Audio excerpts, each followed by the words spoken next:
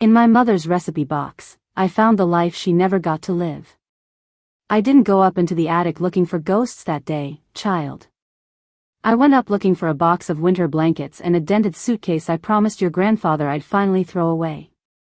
Instead, under a sagging beam and a film of dust as thick as flour on a baking day, I found something else, something that's been sitting in the dark, waiting to be opened for longer than you've been alive. It was a small tin box, no bigger than a loaf of bread, tucked behind an old sewing machine. The paint on the lid used to be red cherries, I think, but time had rubbed them down to pink smudges. When I brushed my hand over it, dust lifted into the air like a sigh. And there, on the front in crooked black letters, was the word recipes, just the way my mother wrote it. You know how certain handwriting can pull you straight out of the present and drop you into another year? That's what it did to me. For a moment I wasn't an old woman standing in an attic, my knees aching and my breath short. I was a girl again, bare feet on cold linoleum, watching my mother's hand move across an index card while a pot bubbled on the stove. I could almost smell onions softening in butter. I sat right down on the attic floor, not caring about the splinters or the dust that would cling to my skirt. The tin was colder than I expected, like it had been holding on to the last bit of winter. I turned it in my hands, feeling something rattle and shift inside, not just flat cards, but something else. Thin, maybe folded. It made a different kind of sound, like paper that had been opened and closed too many times. In that moment, I told myself it would be nothing more than what it claimed, recipes. The meatloaf my father loved, the cinnamon rolls she made at Christmas, that dreadful gelatin salad she kept bringing to church potlucks. But my thumb pressed against the little metal clasp, and I hesitated. Why did it feel like I was about to open a door instead of a box? Why was my heart beating like I was about to get caught doing something wrong? Have you ever held something ordinary and felt, deep down, that it was anything but? That it was a kind of quiet key to a story you hadn't been told yet? That's how it felt sitting there with that box in my lap, dust on my fingers, my mother's name drifting through my head like a half-remembered lullaby. I had lived my whole life in the kitchen she once ruled, and yet, there were so many things I never asked her. I think that's why I unlatched it. Not because I needed another recipe for pot roast, but because some part of me whispered, if there is anything left she hasn't said, it's here. I didn't know, then, that I was about to read the secret notes of a woman who had been both the center of our home and, somehow, a stranger to herself. I didn't know that between the sugar and flour, she had tucked away her unbaked dreams. When the clasp finally gave, it made a tiny clicking sound that seemed much too loud for that quiet attic. The lid creaked open, resisting me like it hadn't moved in years. Inside, the first thing I saw was exactly what I expected, recipe cards, stained and curled at the edges, stacked and rubber-banded into neat little bundles. Vanilla, cinnamon, oil, and thyme had perfumed them so deeply that the whole box smelled like a Sunday afternoon. But tucked between the top stack and the tin lid, bent slightly from years of being pressed there, was something I didn't expect, a small folded piece of lined notebook paper, the kind we used in school, with my mother's looping handwriting on the outside. Not a recipe name. Not apple pie or chicken casserole. Just 3 words, do not lose. Underlined twice. My breath caught, and for a second, the whole house felt as if it were holding its breath with me. Part 6.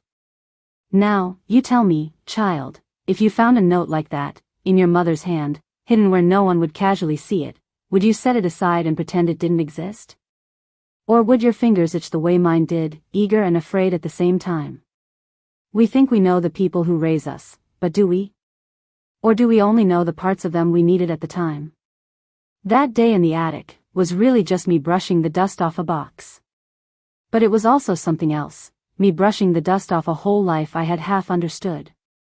I slipped the folded page out, laid it on my knee, and placed my palm flat on the cards beneath it. It felt like I was about to read aloud from my mother's diary, and I whispered an apology to the empty rafters just in case she could hear. Before I unfolded that first page, I made myself a promise, would not look away, no matter what I found. I had spent so many years avoiding the quiet questions. Why did she sigh that way at night? What did she think about when she stared out the kitchen window after the dinner dishes were done? This time, I decided I would listen until the end. Even if I didn't like what I heard. Even if it changed what I thought I knew. Because this isn't just a story about old recipes, my dear. In the time it will take me to tell you what I found, we are going to open that box together. We are going to read the margins and the hidden messages, follow the crumbs of a mother's unwritten chapters through the years she gave away. And, if you let it, this story might make you look again at the ordinary objects around you and wonder what's hiding in their seams. So, stay here with me. Sit close and listen. We're going to walk, card by card, note by note, through the private kitchen of her heart, the burned edges, the undercooked hopes, the recipes for a life she never fully tasted. And, by the end, I hope you'll see how even the dreams she never baked somehow fed us all the same. I unfolded that first note as carefully as if it might crumble. The creases were deep and soft, like the lines at the corners of my mother's eyes when she smiled. Inside, at the very top in her familiar, looping script, was a title. Not Chocolate Cake or Holiday Ham. It read, Things I Meant to Do. No measurements. No oven temperature. Just a list, written in the same blue ink she used for grocery lists and school permission slips. The first line under that title looked almost shy on the page. Learn to use a camera properly, not just the little one in my purse. I read it twice, trying to place it in time. My mother had always carried a cheap little camera, the kind you had to wind with your thumb. She pointed it at birthdays, graduations, first days of school, but always quickly, like she didn't have a right to linger on the moments she was capturing. I had never once wondered if she wanted more. As my eyes slid further down the page, I saw more. Go to the ocean and stay long enough to smell like it. Take a class just for myself. Maybe painting. Write down my own recipes, not just mother's. Each sentence wore a tiny smudge where her pen must have paused.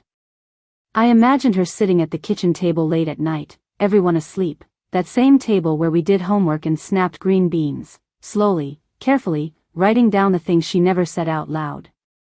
Have you ever thought of your mother as a woman with secret lists like that? Not just the woman who knew where everyone's socks were, but someone who had her own someday stack, hidden between the grocery bills and the chore charts. How many of those lists do you think get thrown away without anyone ever seeing them? Beneath that first page lay the real heart of the box, the recipe cards themselves. I set the folded list aside and lifted the top bundle, wrapped twice with an old, stretched-out rubber band. The cards were soft with use, corners bent like dog-eared book pages. Grease stains had turned some words nearly transparent, others were dark and sharp, as if she'd been in a hurry when she wrote them. I flipped through, buttermilk biscuits, Sunday pot roast, lemon bars, Sarah's favorite. Ordinary, familiar, at first. Then I noticed something strange. On the lemon bars card, in the top right corner where most people would jot, serves 8 or bake 20 minutes, she had written, in smaller letters, for Sarah's dream garden party. June. When she's 10. I felt a little jolt in my chest. That party never happened. Sarah turned 10 in November, and by then the garden was dead, and our father was working nights, and things in the house had quietly shifted in ways we didn't fully understand. Another card, cinnamon rolls, Christmas morning. I remembered those clearly, the smell of yeast and sugar, us kids wrapped in blankets, waiting for the oven timer. But down the left margin of that card, running beside the list of ingredients like a shadow, was something else. If I ever open that little bakery downtown, these will be the first in the window. Then, in parentheses, call it Morning Light. Or Rosemary's Oven. My mother's name was Rosemary. She never opened a bakery. I closed my eyes for a moment and could almost see it, her behind a glass counter, flour on her cheek, greeting people by name as they came in from the cold. Maybe there'd be a bell on the door, and the kettle always on. How long had she carried that picture around in her head, tucking it here on a recipe card instead of saying it aloud at the dinner table? Card after card, the pattern appeared. In between 1 cup sugar and preheat oven to 350, there were fragments of another life. Beside a chocolate cake, for my 40th birthday, somewhere by the water. Just me and a book. Beside her chicken soup, remember to tell Ellen it's okay to cry in front of people. Next to a stew, learn a second language. Maybe French? Imagine ordering coffee there. These weren't just instructions for meals. They were map pieces, scattered and hidden where no one would think to look. Have you ever hidden your own dreams in the margins of your everyday life like that? Scribbled between work notes, whispered between errands, tucked into moments when nobody was asking you for anything? What happens to those dreams when the years stack up like unwashed dishes? Do they spoil quietly, or do they change into something else? As I dug deeper into the box, I began to find actual slips of paper, smaller than the recipe cards, folded once or twice and slipped between them. One was carefully sandwiched between meatloaf, Dad's favorite, and mashed potatoes, comfort food. On the outside, in tiny letters, was written, "For rainy days only." My fingers trembled just a bit as I opened it. Inside was not a list of ingredients, but a paragraph of plain, aching words. I wonder, it began, what kind of woman I would have been if I hadn't married so young. The sentence hit me like a wave of cold water. I had never heard my mother question her marriage. Not once. Not out loud. The note went on, "Sometimes I imagine a little apartment over a bookstore, just me and a kettle, and a stack of books taller than the dishes. Is that selfish? I feel selfish even thinking it." Then, in the corner, almost squeezed in, "But I do love the children." That's not a lie. I sat there in the attic, that slip of paper shaking in my hands, and I felt something old in me shift. All my life I had known my mother as the dependable center, apron tied, hair pinned back, hands always busy. I had never once pictured her alone in a bookstore apartment, laughing with strangers over poetry. And yet here it was, in her handwriting, folded between ground beef and mashed potatoes. It made me wonder, how many versions of ourselves do we bury under what's expected of us? Another tiny note was tucked into the back of the box, folded to the size of a postage stamp. When I opened it, there was just one sentence, braver than the others, "Someday, my own bakery?" The question mark hung there, almost apologetic. Underneath, she'd scribbled possible hours of operation, as if talking herself into it quietly, 6 a.m. to 2 p.m., home in time for the kids. As if the dream could only be allowed to exist if it didn't inconvenience anyone else. Have you noticed how often a mother's dreams come with apologetic question marks and careful time slots, as if joy itself had to be squeezed into the leftover corners of the day? Why is it that her hopes always seem to need permission, while everyone else's are assumed? The deeper I went, the more the box felt less like a recipe collection and more like a time capsule of a woman's inner life. Here was, "For Sarah's dream garden," scrawled on the back of a card for herb bread, "Plant lavender by the porch for her. She likes the smell. Teach her the names of things." Here was a note slipped under the flap of a worn envelope containing a holiday cookie recipe. "Ask James about that music school brochure he hid under his mattress. Don't let him settle. James is your great uncle." I remembered that brochure. I remembered the fight. By then, I realized this was not going to be a comfortable afternoon of nostalgia. This was going to be surgery, right there on the attic floor, cutting into old, healed-over places. But I kept turning cards, kept unfolding slips of paper, because something in me knew, if I turned away now, I'd be doing to her what the world had done, walking past her quiet needs, assuming the recipes were all she had to say. I decided to start sorting the cards into two piles, those with little dreams attached, and those that seemed to hold only the practical instructions of our days. Meatloaf, Dad's favorite, went into the second pile, at least until I noticed a tiny note at the bottom, "Make more than he asks for so the kids can have seconds." My heart stung. Even in the recipes that seemed ordinary, there was some small sacrifice folded in. As I read, patterns formed like the lattices on her pies. There were travel dreams, for one. On the back of her apple pie card she'd written, "New York in the fall. See Central Park leaves, go to a real bakery. Beside a simple tuna casserole, Italy someday. Just to smell the bread in the streets." We never left our state when I was a child. We barely left our town. Vacations were day trips to the lake, sandwiches in wax paper, Dad complaining about gas prices. We grew up in a time when women like my mother didn't just pack a bag and go. There were unspoken rules: dinners to be cooked, children to be washed, church on Sundays, casseroles for neighbors when they lost someone. There wasn't money for plane tickets, and even if there had been, no one was about to suggest that Rosemary take a solo week in New York just because the leaves were pretty. Duty was the wallpaper of her life, and ours. Have you ever noticed how quickly a young girl's imagination can shrink to fit the size of her circumstances? One year you're lying in the yard naming the clouds after faraway places. Before you know it, your world has narrowed to 2 grocery stores and a church, with the rest glimpsed only on television. When did my mother stop believing a woman like her could walk through an airport alone? Was it after the second baby? The third? Next came the creative dreams. On the back of a peach cobbler recipe, in handwriting slightly bolder than usual, she'd written, "Ask about evening art classes at the community center." Maybe watercolor? Been thinking about painting those old barns. I remember those barns, paint peeling, fields overgrown, light falling on them just so.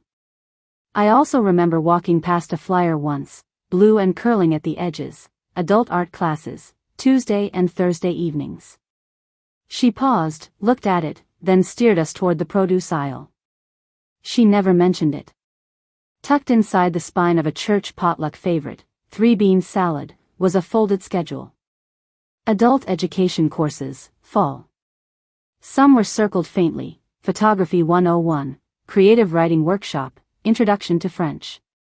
Next to Creative Writing, in the margin, she'd written, stories about kitchens? Women? Maybe mine? Her own handwriting answered a week later in another color ink at the bottom of the same sheet: can't. James's football. Ellen's piano. Maybe next year.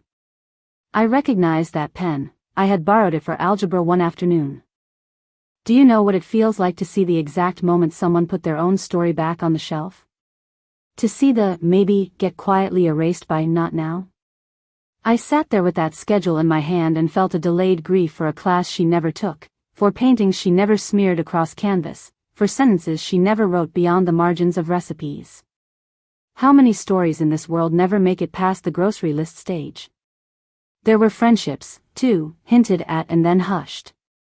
On a browned card for caramel bread pudding, beneath the line, "Serve warm," she'd added, "Make this for Lydia and talk about that trip she mentioned.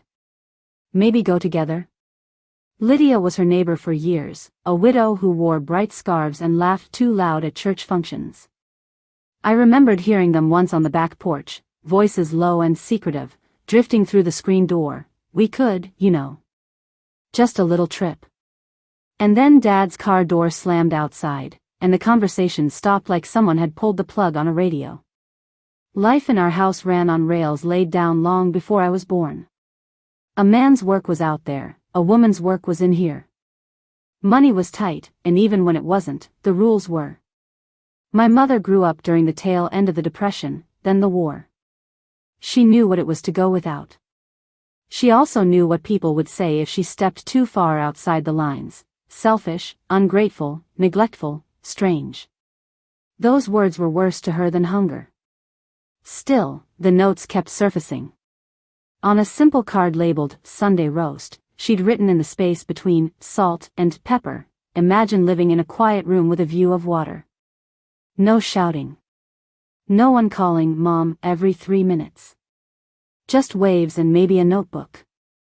On another birthday punch, she had scribbled, "Save a little each month. Secret trip fund. Name, Dream Jar." There was a tiny doodle of a jar, coins drawn like bubbles inside. As far as I know, that jar never existed outside that card. Have you ever made a secret savings plan like that, only to watch it dissolve under school shoes and car repairs and unexpected medical bills? How many times can a woman rename "my dream jar" to "the emergency fund" before she stops writing either one on envelopes altogether? As I sifted through the box, the weight of what I was reading settled over me like a heavy quilt. For every unbaked dream, there was a reason attached, usually in parentheses: too expensive. Who would watch the kids? Dad would laugh. Too old now. The parentheses felt like little cages, each excuse a bar. And yet, I could also see her, night after night, allowing herself to briefly step outside those bars with her pen, just long enough to write the wish down before snapping the door shut again. One note was more raw than the others. It was hidden behind a recipe she never actually made, as far as I remember, spinach quiche.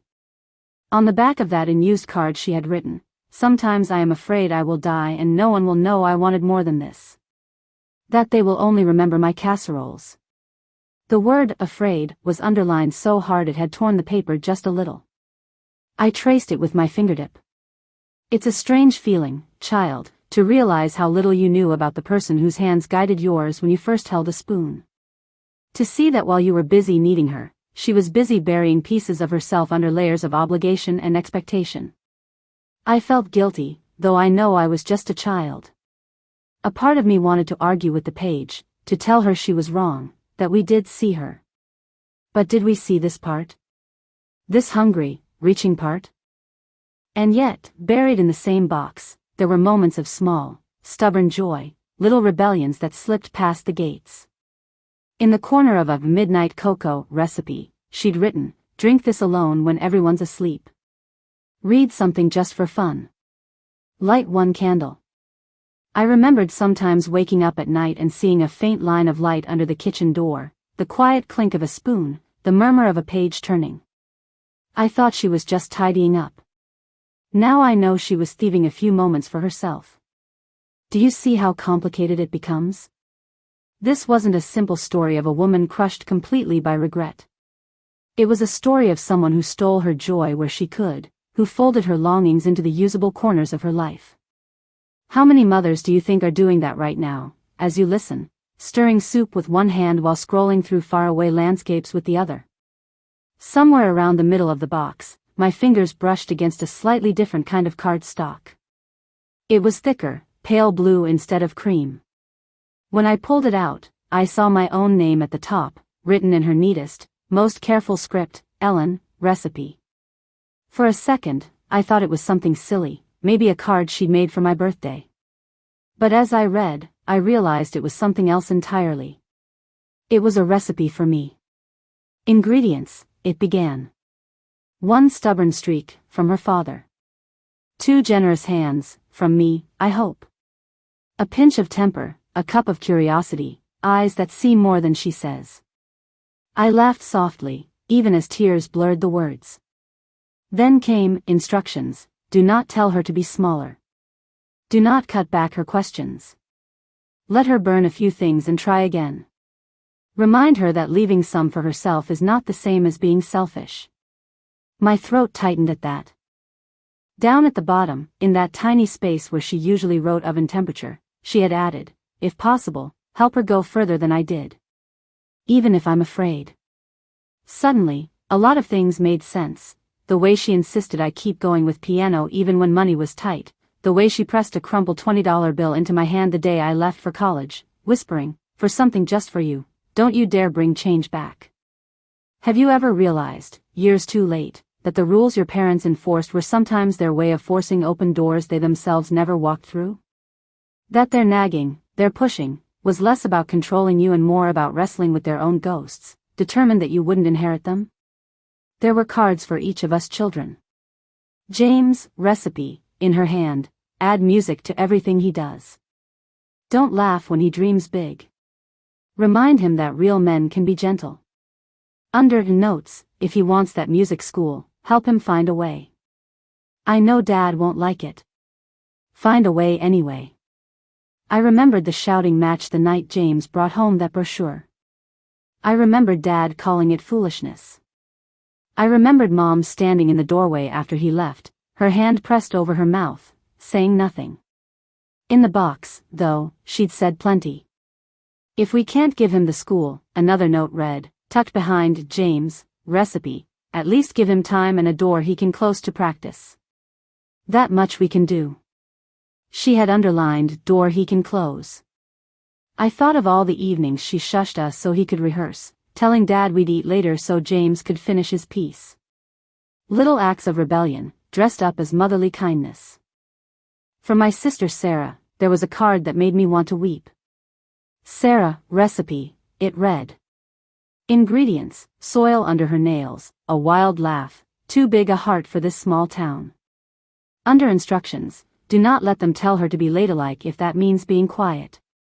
Let her plant what she wants. Let her run.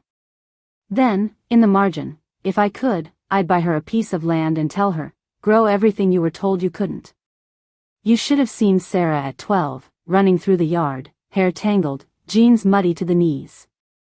She wanted a garden that swallowed the whole lawn, corn stalks taller than the house, flowers like fireworks. Dad wanted neat rows and a clean walkway. They argued over tomatoes as if the fate of the world hung on it. Mom would stand there, dish towel over her shoulder, smoothing things with a smile and a "we'll see." But in her recipe box, she took sides. She was secretly rooting for the wilderness. It struck me then, all those unbaked dreams of hers, art classes, the bakery, the trips, hadn't vanished. She had recycled them, in a way, folding their energy into us. Where she had written, maybe painting for me, there were later notes. Encourage Ellen to draw in the margins of her homework if she wants. Where she had once circled, Photography 101, she later wrote, if any of the children shows an eye for pictures, save for a camera. I remembered the cheap second-hand camera I got at 15, how proud she'd been of my blurry black and white photos. Have you noticed how a mother's regrets can become the fuel that propels her children forward? How the things she never did can turn into the things she refuses to let you miss, even if it makes her inconvenient, even if it makes her pushy in your teenage eyes? At the time, I just thought she was being controlling. In that attic, years later, I realized she had been trying to bake freedom into us with the same care she baked pies. On a plain index card, not even labeled as a recipe, she had written what looked like nothing more than a grocery list: flour, sugar, eggs, butter, patience, forgiveness, second chances. But under that, in parentheses, she'd added, for when the kids come home with broken hearts. Then, in instructions, heat the kitchen. Put on a kettle. Bake something that makes the house smell like childhood. Say less. Listen more. I remembered coming home after my first big heartbreak, slamming my bedroom door, the smell of cinnamon drifting under it like a hand reaching in. On the back of her chicken soup recipe she had written, for colds, yes. But also for when Ellen doesn't get the job she wants. Or when James's song is rejected. Or when Sarah's garden floods. Stir clockwise and remind them, there are other seasons. It was as if she had created a separate handbook, written in invisible ink, on how to love us through every disappointment, disguised as instructions for boiling water and chopping carrots. There were birthday entries, too. Ellen, 12th birthday cake, with a simple chocolate frosting recipe, and underneath, tell her she is more than her report card. Tell her the way her face lights up when she talks about stories is a gift. Do not let her trade that for applause. I could almost hear her voice again, see the tiny lines at the corners of her mouth when she smiled across candles. Funny how, in the moment, I only tasted the cake. I didn't know she'd written those lines first. Have you ever discovered, after a loved one is gone, that their love for you was more carefully planned than you thought?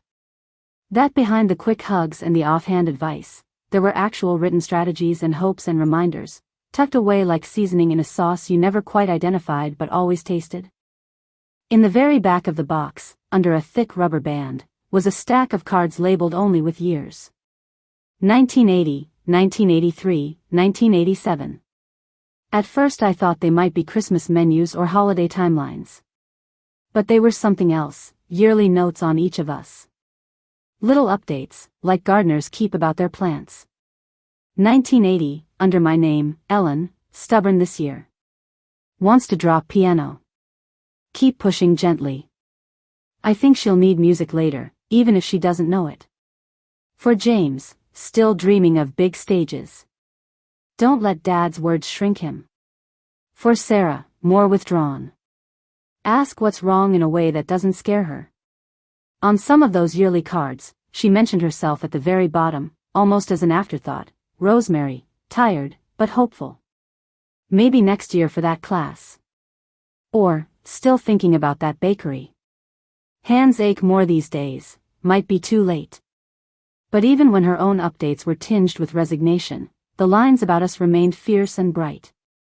It was as if she was gradually moving the center of her dream from her own life to ours, hoping that somewhere, somehow, the recipe would still be made.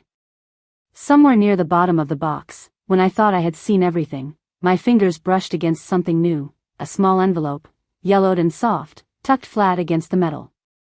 On the front, in a more careful script than usual, were the words, "For whoever finds this box when I am gone." My heart, which I had thought couldn't break any further that afternoon, found a new fault line that I held that envelope for a long moment before opening it, the attic air heavy around me. The house was quiet, the way it gets in the late afternoon when the sun slants in and everything seems suspended.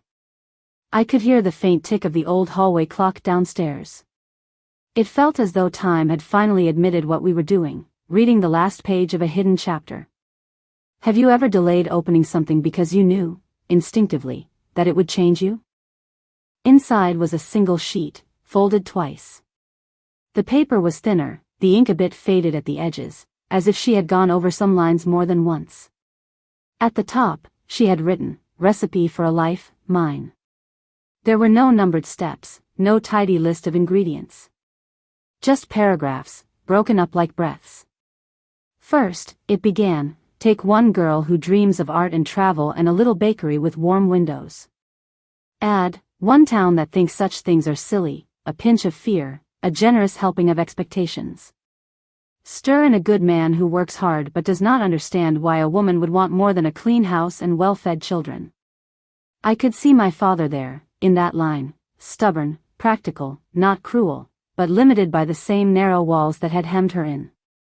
Next, she wrote, "Fold in 3 children who do not mean to take so much space in the pan, but do, because children always do.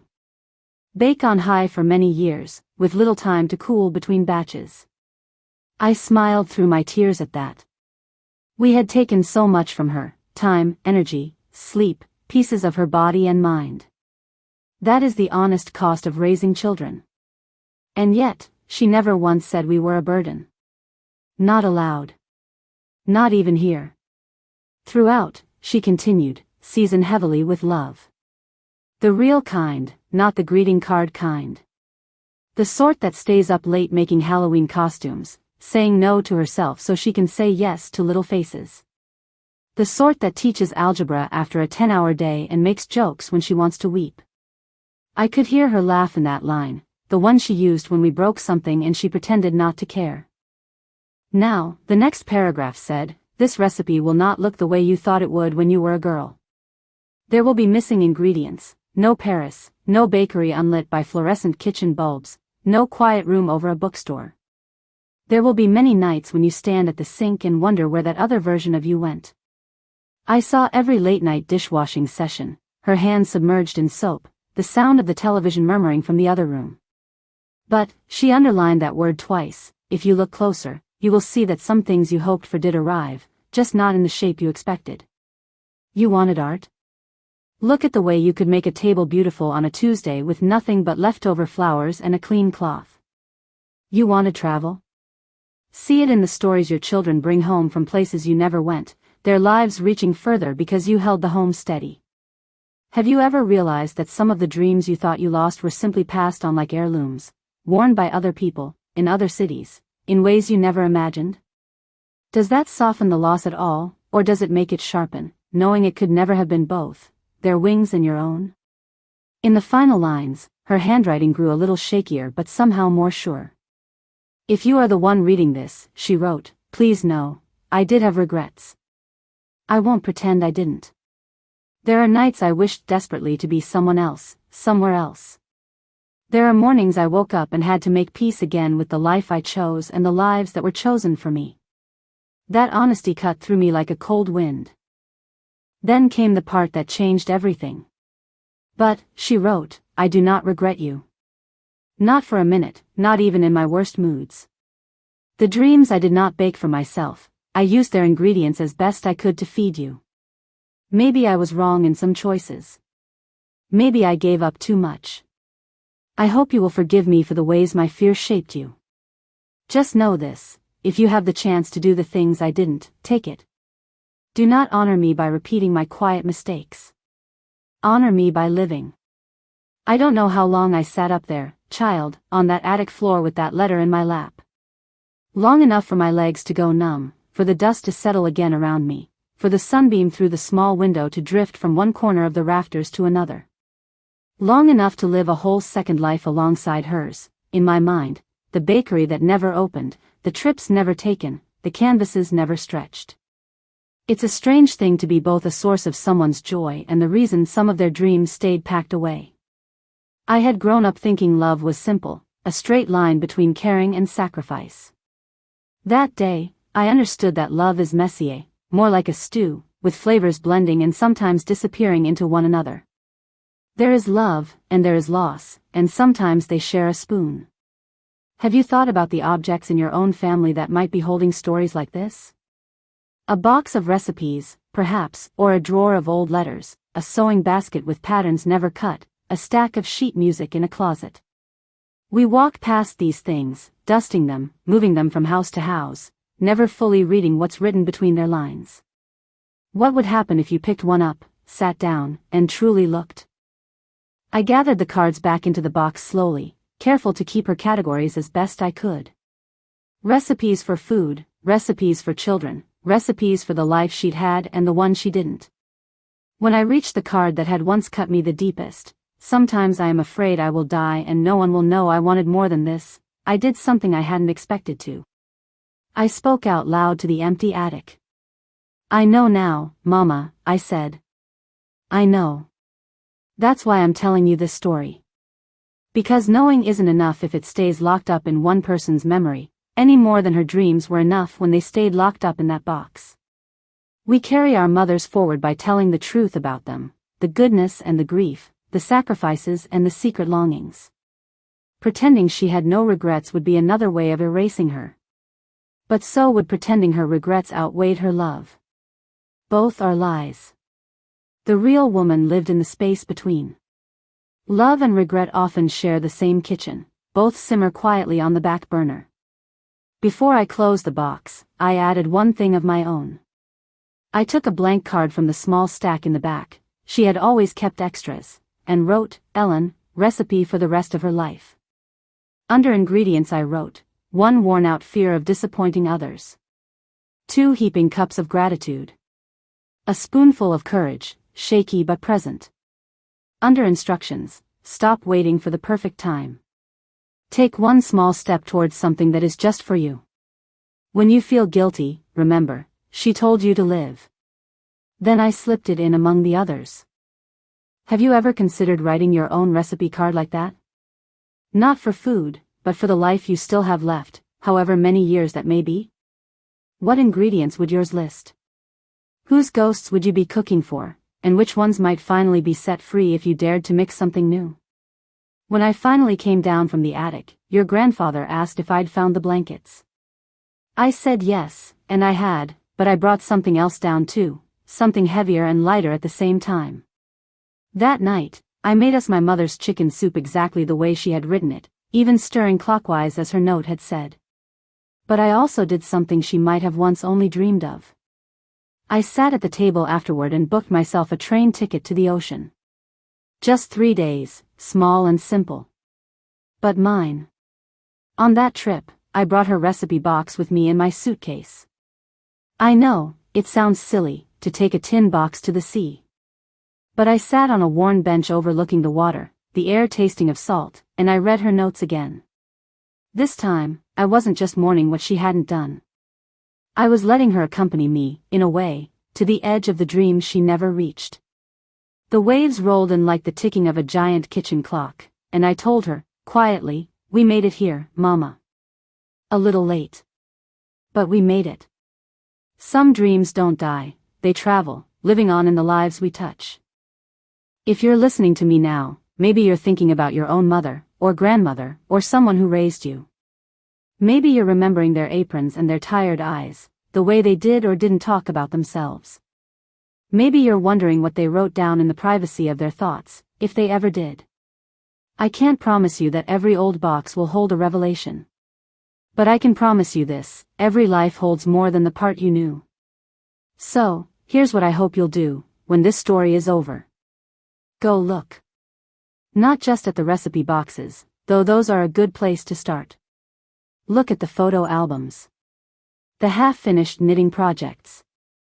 The music books with faded notes. Ask the questions you keep putting off. What did you want when you were my age? What did you give up? What do you still dream about, even now? It may feel awkward at first. But it's better than waiting until the answers are folded into paper you can only read in an attic someday. And if the person you wish you could ask is already gone, then take out a piece of paper yourself. Write their name at the top, and below it, everything you suspect, everything you now see more clearly in hindsight. Then, under that, write your own name, and the things you hope someone will someday understand about you. Start a new kind of recipe box, one where the recipes for food and the recipes for living sit side by side, no longer pretending they are not connected. If this story stirred something in you, if you found yourself thinking of a smell in an old kitchen or the handwriting on a yellowing card, I'd like to ask you for a small kindness. Gently click that like button, not for me so much as for all the quiet mothers whose stories never made it past the dinner table. It helps this story from dust of old days float a little farther, maybe into the hands of someone who needs to hear it tonight. And if you'd like to sit with more tales like this, slow, tender, a little bittersweet, then consider subscribing to Dust of Old Days. Around here, we open old drawers and dusty boxes, we listen to the voices that never quite made it into the family album captions, and we try to honor them by telling the whole story, not just the polite parts. There is always another recipe, another letter, another memory waiting. You're welcome at this table anytime. Before we close the lid on this box together, I want to leave you with one last thought. Somewhere, right now, a woman is tucking away her own small note, between bills, in a phone app, on the back of a grocery list. Someday, she writes. Maybe. You may never see that note. But you can notice the look in her eyes when she stares out the window. You can ask. You can listen. You can say, tell me. And you can mean it. Because if there's anything my mother's recipe box taught me, it's this: the dreams we don't bake for ourselves don't simply disappear. They rise, they sink, they fold back into the people we love. Sometimes they turn to regret. Sometimes they turn to a fiercer kind of love. And sometimes, if we are lucky and brave and just a little bit stubborn, they finally come out of the oven, years later, in a life we are still learning how to taste. So go ahead, child. When this ends, sit a moment in your own quiet. Think of the people who fed you, body and soul, through the years. Think of the boxes and drawers and notebooks that might be waiting. Then, when you're ready, go find them. Open them. Ask the questions. And don't forget to write down your own recipes for living, so that one day, when someone brushes dust off a box with your name tucked inside, they won't have to guess what you dreamed of. They'll know. And maybe, just maybe, they'll whisper, the way I did in that attic, I know now. I see you. Thank you. Then they'll turn back to their own life, a little braver, a little less willing to leave their some days trapped between sugar and flour.